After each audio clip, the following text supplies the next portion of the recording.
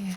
Assalamualaikum warahmatullahi wabarakatuh. Nah, ini akan saya coba remind sedikit ya, Tetap saya ambil dari modul yang sudah saya buat tadi. Kalian bisa lebih detailnya melihat di modul saya. Cuma ini saya kepingin lebih menjelaskan sedikit tentang arah ya. Kayaknya ada beberapa yang masih agak sedikit bingung untuk masalah arah ya. Nah, jadi di sini kalau kita lihat ini adalah contoh rangka batang yang ada di modul saya. Ya, kita sudah hitung reaksinya ya. Ada reaksi A di 15, reaksi di titik B 15 ya. Kemudian ada P1, P2 dan P3. Nah, kemudian saya akan mencari nilai gaya batangnya dulu. Saya akan mulai dari titik D ya. Kalau kalian lihat di sini. Titik D. Ya, titik D-nya di sini. Nah, titik D di sini saya ambil dari yang potongan tadi di atas. Free body-nya seperti ini, P1 ke bawah, S5-nya ke bawah, S4 ke kanan. Kenapa S5 ke bawah? Karena seperti persyaratan sebelumnya ya, cari dua batang yang maksimal belum diketahui dan semua diasumsikan tarik. Artinya diasumsikan tarik itu adalah semua gaya batang yang belum diketahui diasumsikan menjauh dari titik buhulnya. Ya, jadi seperti ini karena S4 dan S5 kita belum tahu arahnya kemana ya, makanya kita asumsikan dia ke arah tarik dulu, menjauh dari titiknya ya. S5-nya tarik, S4-nya tarik. Nah, akhirnya pada saat kita masukkan ke kesetimbangan sigma V dan sigma H ya, sigma V-nya kalau kalian lihat di sini, sigma V-nya akan menjadi min P1 dan min S5 ya, karena arahnya ke bawah. Jadi min S5, kemudian didapatkan nilai S5-nya ya. Kemudian dari nilai ini kita akan dapatkan nilai S5-nya. Nilai S5 di sini dia tekan. Ya, nilai S5-nya di sini tekan. Artinya tekan itu adalah dia mendekati titik buhulnya ya. Nah, kalau kita plotting di sini, S5 dia menghimpit titik buhul D dan titik buhul A. Artinya dia nekan terhadap D dan dia tekan terhadap A. Seperti itu ya.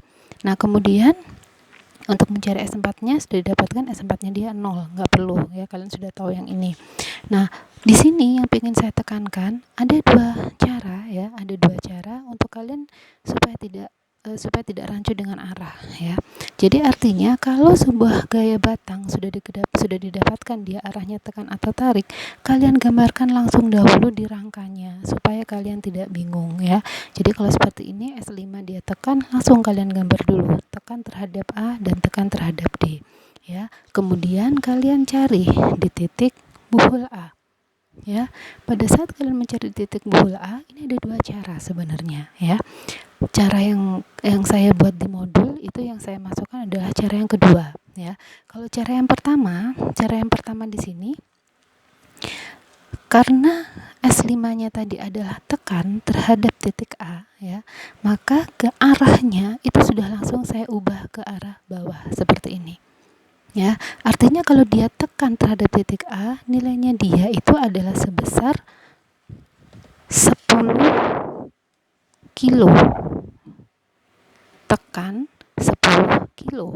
Nilai negatifnya sudah tidak digunakan lagi kalau arahnya sudah kalian masukkan di sini ya. Makanya tadi di sini karena di akhirnya negatif, maka sigma V-nya akhirnya akan menjadi S6V. S6V ini kenapa ke atas? Karena asumsi kita masih tarik ya. S6V min S5 plus RVA. Ya, kenapa dia sudah langsung negatif di sini? Karena arahnya sudah saya pindahkan ke bawah. Ya, akan beda dengan kalau yang di modul itu caranya yang kedua ini. Ya, kalau cara yang kedua, S5-nya tadi kan tekan, ya. S5 itu min 10 kilo, dia tekan. Dan harusnya arahnya kan menuju titik A, ya. Tetapi supaya kalian tidak bingung gitu ya, kalian mikirnya saya maunya yang arahnya tarik semua gitu, boleh, Jadi arah S5-nya tetap kalian gunakan arah yang ke atas, sesuai asumsi awal ya, sesuai asumsi awal yang ke atas. Tetapi pada saat sudah sigma V seperti ini, nilai S5 ini kalian masukkan nilai min 10-nya.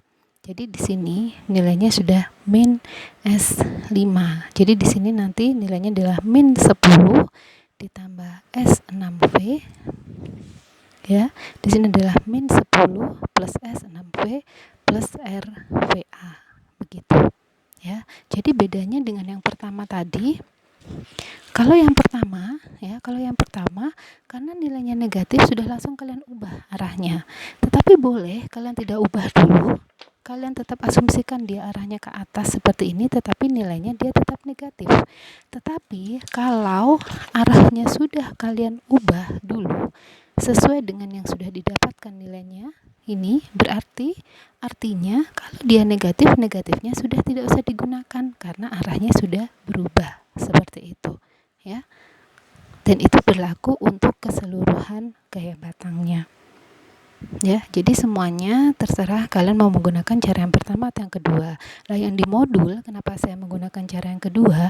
Itu supaya kalian tidak bingung, makanya semuanya saya asumsikan arahnya positif seperti itu. Oke. Ini semuanya arahnya saya buat positif kalau yang di modul. Tetapi makanya nanti yang di terakhirnya kalian tidak boleh lupa untuk selalu menulis arah gaya batang ini semuanya kemana. Seperti itu, ya. Saya rasa mungkin itu cukup untuk mewakili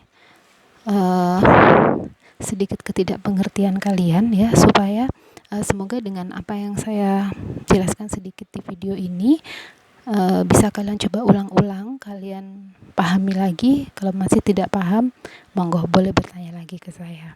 Terima kasih.